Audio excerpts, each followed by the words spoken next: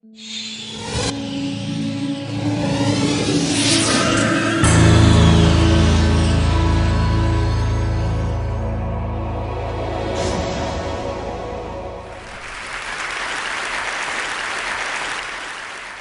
I want to start by offering you a free, no-tech life hack. And all it requires of you is this, that you change your posture for 2 minutes. But before I give it away, I want to ask you to right now do a little audit of your body and what you're doing with your body. So how many of you are sort of making yourselves smaller? Maybe you're hunching, crossing your legs, maybe wrapping your ankles. Sometimes we hold on to our arms like this. Sometimes we spread out. I see you. So I want you to pay attention to what you're doing right now. We're going to come back to that in a few minutes, and I'm hoping that if you sort of learn to tweak this a little bit, it could significantly change the way your life unfolds. My main collaborator, Dana Carney, who's at Berkeley, and I really wanted to know, can you fake it till you make it? Like, can you do this just for a little while and actually experience a behavioral outcome that makes you seem more powerful? So we know that our nonverbals govern how other people think and feel about us. There's a lot of evidence, but our question really was, do our nonverbals govern how we think and feel about ourselves? There's some evidence that they do. So, for example, when we smile when we feel happy, but also when we're forced to smile by holding a pen in our teeth like this, it makes us feel happy. So it goes both ways. When it comes to power, it also goes both ways. So when you feel powerful, you're more likely to do this, but it's also possible that when you pretend to be powerful, you are more likely to actually feel powerful. So the second question really was, so we know that our minds change our bodies, but is it also true that our bodies change our minds? And when I say minds, in the case of the powerful, what am I talking about? So I'm talking about thoughts and feelings and the sort of physiological things that make up our thoughts and feelings, and in my case, that's hormones. I look at hormones. So what do the minds of the powerful versus the powerless look like? So powerful people tend to be, not surprisingly, more assertive and more confident, more optimistic. They actually feel that they're going to win even at games of chance. They also tend to be able to think more abstractly. So there are a lot of differences. They take more risks. There are a lot of differences between powerful and powerless people.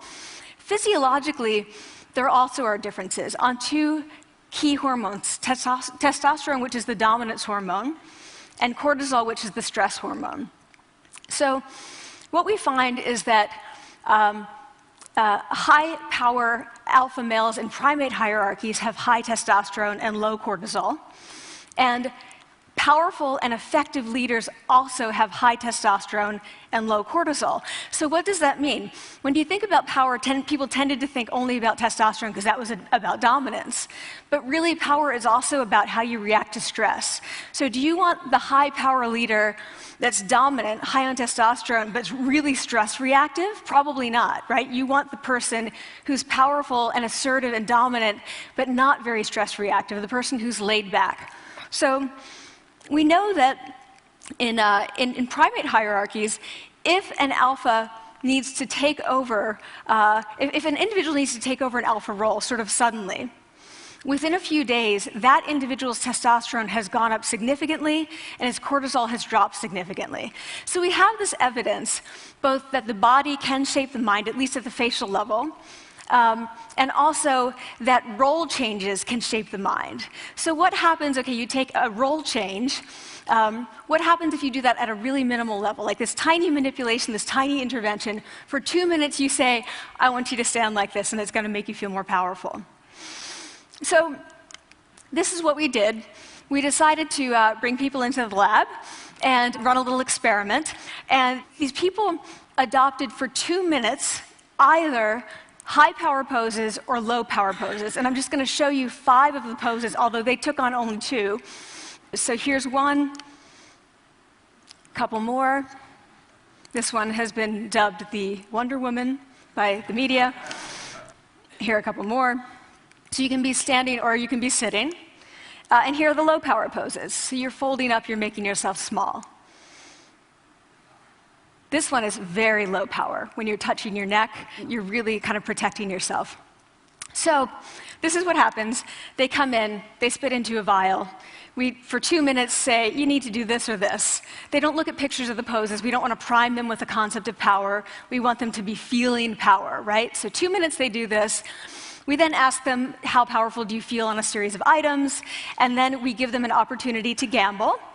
And then we take another saliva sample. That's it. That's the whole experiment. So this is what we find. Risk tolerance, which is the gambling. What we find is that when you're in the high power pose condition, 86% of you will gamble. When you're in the low power pose condition, only 60%. And that's a pretty whopping significant difference. Here's what we find on testosterone. From their baseline when they come in, high power people experience about a 20% increase. And low-power people experience about a 10% decrease. So again, 2 minutes and you get these changes. Here's what you get on cortisol. High-power people experience about a 25% decrease, and the low-power people experience about a 15% increase. So 2 minutes lead to these hormonal changes that configure your brain to basically be either assertive, confident, and comfortable, or really stress reactive, and feeling sort of shut down. And we've all had that feeling, right?